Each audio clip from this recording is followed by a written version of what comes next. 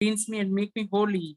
Hide behind your cross and speak through me, Lord, and help us to be renewed, refreshed, and help us to know what we need to do, Lord. Thank you, Lord, in the name of our Lord Jesus Christ. I do pray. Amen.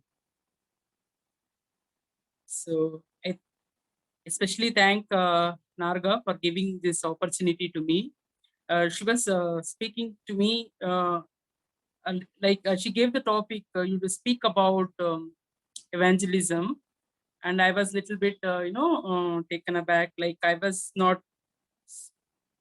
I'm really not so good at evangelism, but then God gave me these words, which is an encouragement to me as well, along with all of you.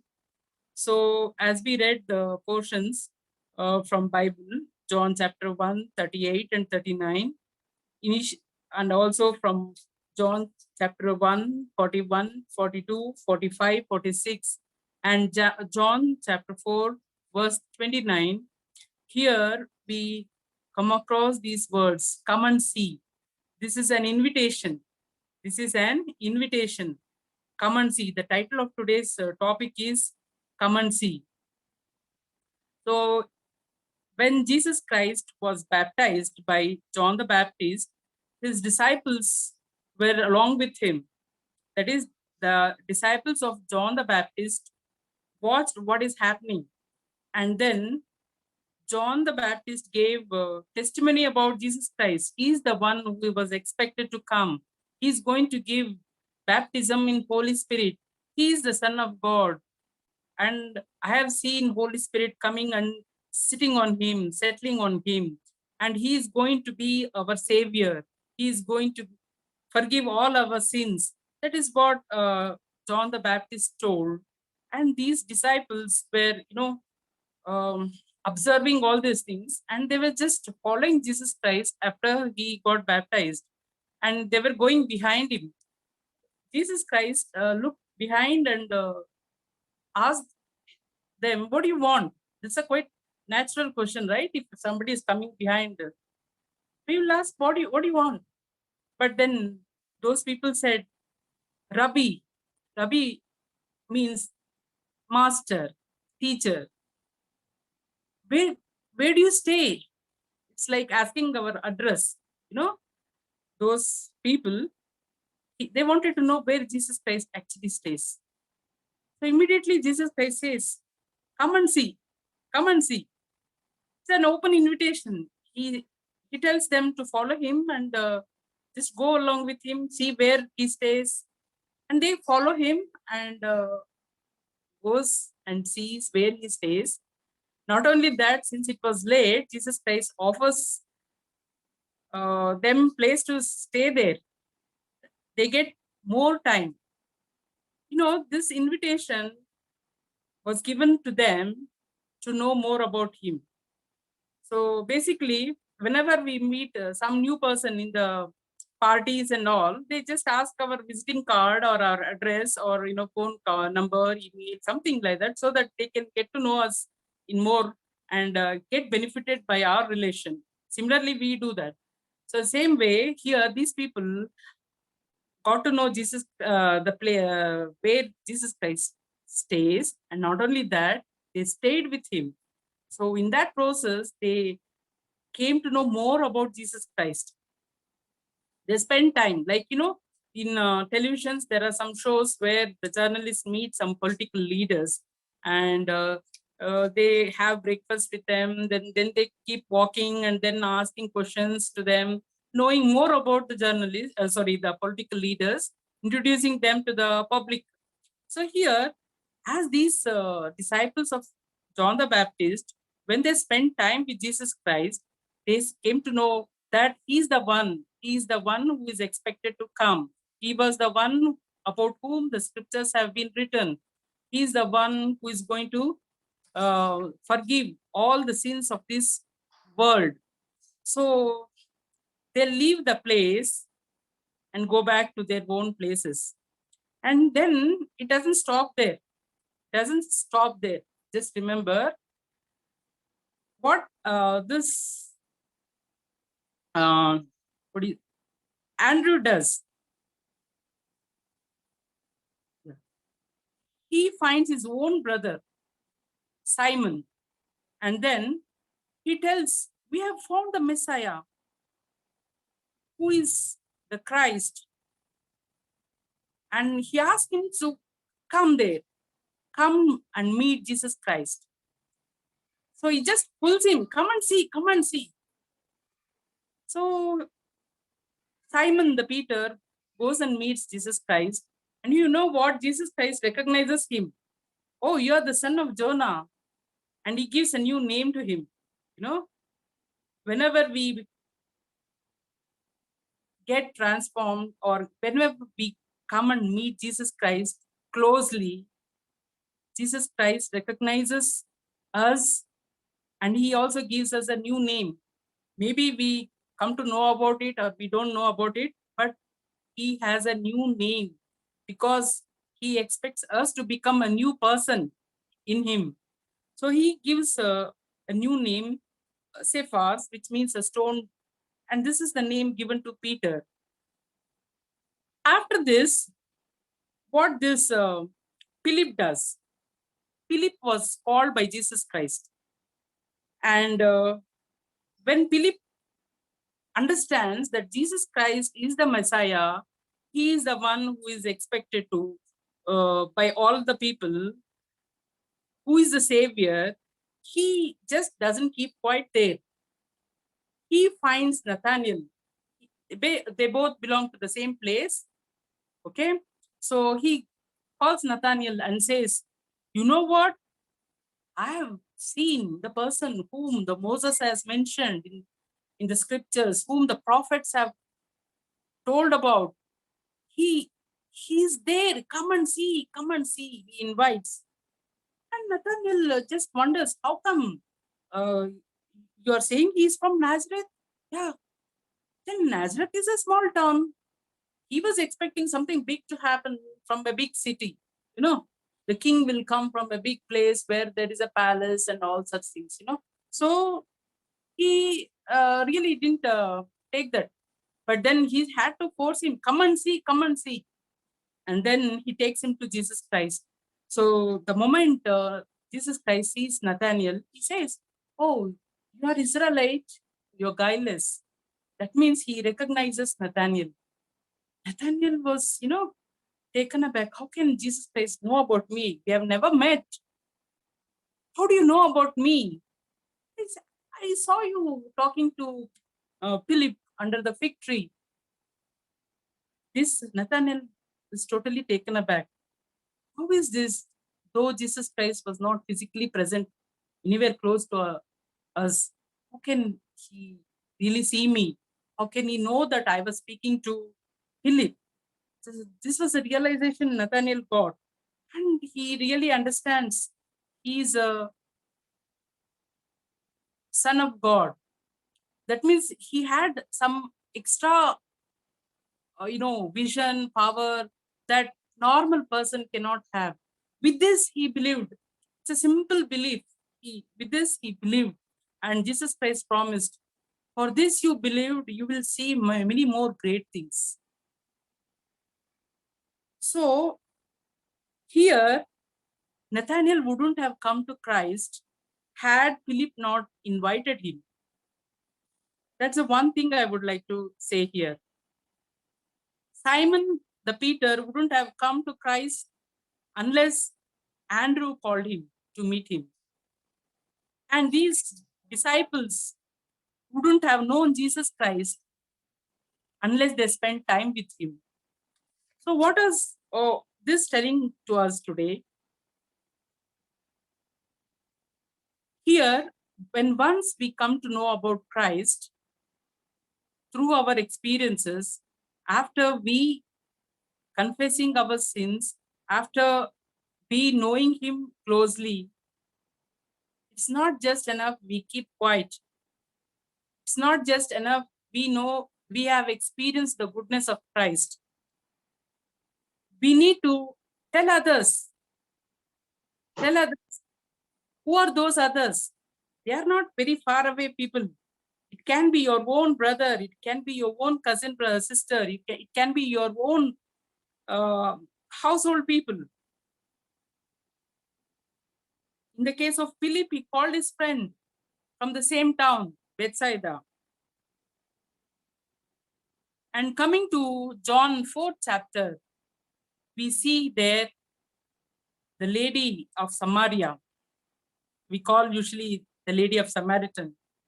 When Jesus Christ had to go to a place crossing the Samaria, he happens to come to the place in the afternoon.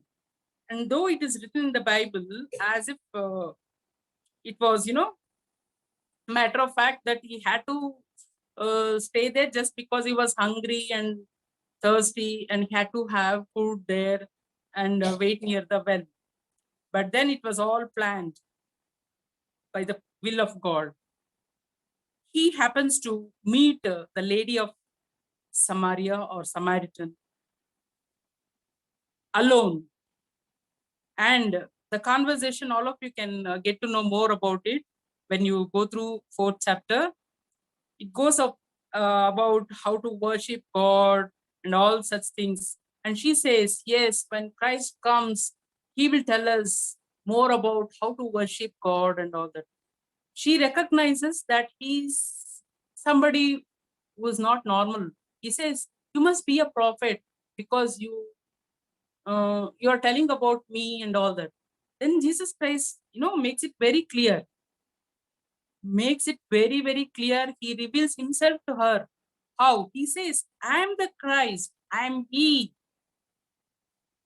Because she was, beating the bush around. She was saying, oh, this, that, like she was not ready to accept Christ as a person there standing in front of her. So Jesus Christ had to, make it very clear. I am he. Then this lady couldn't continue her unbelief or any other, whatever thought process she had. But then she was touched by God's word. She understood that he is the Christ, he is the Lord.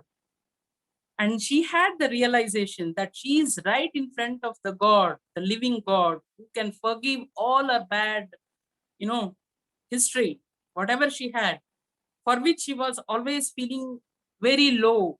She had very low esteem. She never came to the well in the early morning, but she chose to came in the evening or afternoon when nobody was there. Always she was feeling guilty because she was not with her husband right now. She was having another relationship which people never approved. This was her poor status. But then when she came to meet Jesus Christ face to face, she realized her all the sins or whatever bad history she had. And she only understood that Jesus Christ can alone forgive her sins, give the life, fulfilling life, and eternal life. Never later she will feel thirsty. Thirsty in the sense she will never have to look back about her past. Never she has to look back about her bad doings. She need not feel guilty anymore. She can feel as she is a new person. She realized that all this happened within few minutes, within few minutes. Then once she realized that he is the God, who he is the Lord, he is the savior of all the people of this world, she leaves her vessel. I don't think she gave the water to Jesus Christ. She leaves the vessel there. She runs behind and comes and tells the whole entire town. Usually men will be sitting around. So she goes and tells, come and see, come and see. Is he not the person whom I've seen, who told about all that what I have done? Is he not the Christ? So she just does not allow them to sit there. She says, come and see, come and see. I've seen the Christ. Come and see. These people will run behind her. And then they see Jesus Christ listen to his words very clearly, understands, and then they will accept him as a Lord, as a Savior. And then, later they will say to the lady, it's not because you came and told that we accepted Christ. It is because of his words, what he spoke to us. We understood that he is our Lord. Then the entire town, the entire city of that Samaria accepted Christ, and they wanted Christ to be with them for 2 more days. You know what? All this happened because of that one lady who had such a bad history behind her. But God chose her to speak about him. She became the evangelist. It's very difficult, no, for us to accept somebody who is not having good, behind the story. But Jesus Christ looks forward for all people. It's not just only who are privileged, who are born in palaces or in very good families, influential families. No, he looks for every soul on this earth. And this lady was so bold enough. She did not keep quiet. She knew what and all she had done. And she knew entire town knows about all those things. Then she goes and tells, come and see, come and see. He has told what and all I have done. He's the Lord. Come and see. You can verify. One thing what we have to understand here is she was very bold and she did not keep quiet after she experienced Christ in her life. She just forgot her primary purpose of going there and comes back and tells the whole town that Jesus Christ is there, come and see him. So what I would like to say here is Jesus Christ recognizes all of you by name. Although this lady's name is not mentioned in Bible, we all know her as Lady of Samaritan or Lady of Samaria. If anybody says, we know, yes, the one who met, whom Jesus Christ met near the well, and the well was built. All this story we know. Wherever Jesus Christ gospel is taught, though it is not me, Jesus Christ did not tell that she will be mentioned, but still everybody knows about her. That means she got privileged position as an evangelist. So Jesus Christ recognizes you by name. In Isaiah chapter 43 verse 1, he says, fear not, for I have redeemed you. I have called you by your name, you are mine. We are his children. He has already purchased us. We just have to go back to him, that's all. Not just going back to him, we have to take others with us. That's what Jesus Christ expects us to do. So here, if we are not knowing Jesus Christ ourselves, we cannot do this, right? We have to experience God. We have to experience Jesus Christ. Oh, taste and see that the Lord is good. That's what Psalmist says. So we need to get closer to God and know about him more so that we can tell others. And as we come closer to God, see here, in case of Andrew, Philip, they have not still seen the crucifixion of Christ on the cross, but we have heard about it. We have experienced our, salvation. We just can't keep quiet, right? We need to tell others. Whom we choose to tell, God gives you choice. Andrew chose to tell Simon, his brother. Philip chooses to tell his friend Nathaniel, and this lady of Samaria, she is very, very bold. She runs and tells the entire town, entire city. I don't know whom you want to tell today. You may become the reason for your entire city to turn to Jesus Christ. We just, every day we are flooded with messages, use this medicine, use this, inhaler, use this injection for COVID-19. All that is because people want to help others to, tide over the situation by using any type of medicine or anything.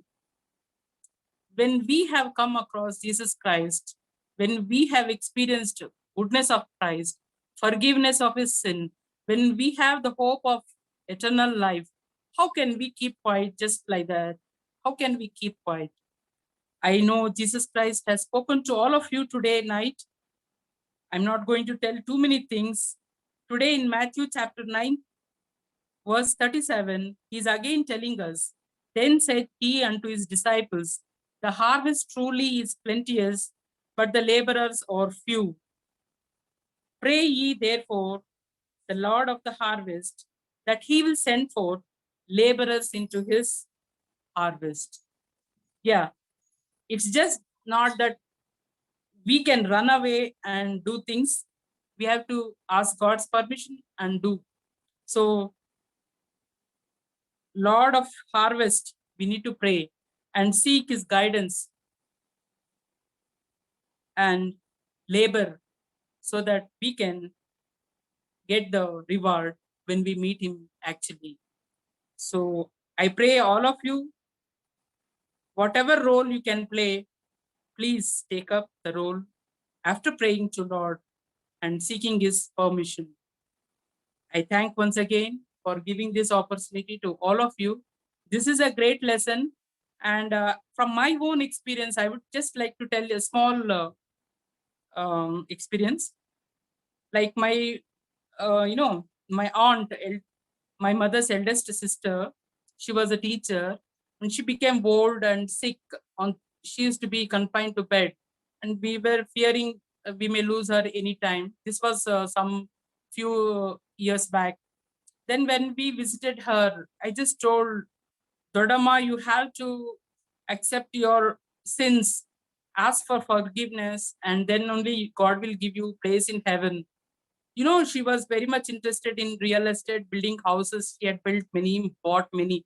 But then when I told, unless you do this small prayer, unless you ask God his forgiveness, you will not get a place in heaven. She was very much troubled. She said, I've not done anything wrong. She was Christian. She said, I've not done anything wrong. No, it's very difficult to convince our own people. So, but then after telling, see, by knowing or unknowing, we would have done some sins. We need to ask forgiveness. And after praying with her and I left the place, I later came to know she was praying confession prayer every day, it seems. Every day. And after 6 months, she was called to glory. And I know where she is. So it gives me such a satisfaction that I was able to tell those words to her. It took me only few minutes, that's it, not much. All these cases, they didn't give big sermons to any of them. They just told, come and see, come and experience. Why don't you pray? This type of words, just 2 sentences or 1 sentence, that's it. So I request all of you to be encouraged today and pray God and help him to use you mightily in the days to come. Thank you for this opportunity once again.